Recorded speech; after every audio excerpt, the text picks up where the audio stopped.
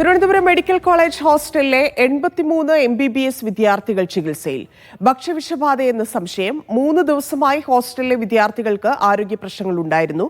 വിദ്യാർത്ഥികളുടെ ആരോഗ്യനിലയിൽ ആശങ്കപ്പെടേണ്ടതില്ലെന്നും സംഭവത്തെക്കുറിച്ച് അന്വേഷണം നടത്തുമെന്നും മെഡിക്കൽ കോളേജ് അധികൃതർ അറിയിച്ചു. ഷിജോ കുര്യൻ ചേരുന്നു. ഷിജോ, എന്താണ് സംഭവിച്ചത്?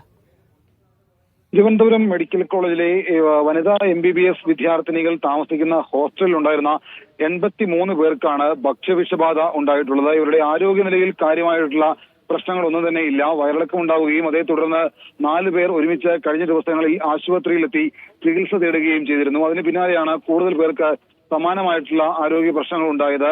ഇവരിൽ പലരും ഇപ്പോൾ ചികിത്സ തേടി ഹോസ്റ്റലുകളിലും വീടുകളിലേക്കുമൊക്കെ മടങ്ങിയിട്ടുണ്ട്.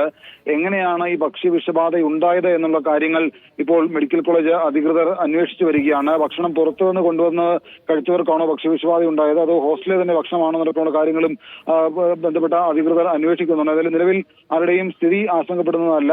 ആരോഗ്യ പ്രശ്നങ്ങളൊന്നും തന്നെ ഇല്ല.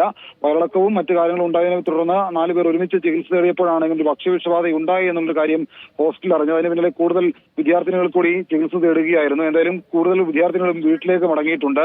സംഭവത്തെക്കുറിച്ച് അന്വേഷിക്കുമെന്ന് മെഡിക്കൽ കോളേജ് അധികൃതർ അറിയിക്കുകയും ചെയ്തിട്ടുണ്ട്. ധന്യ. ശരി ഷിജോ.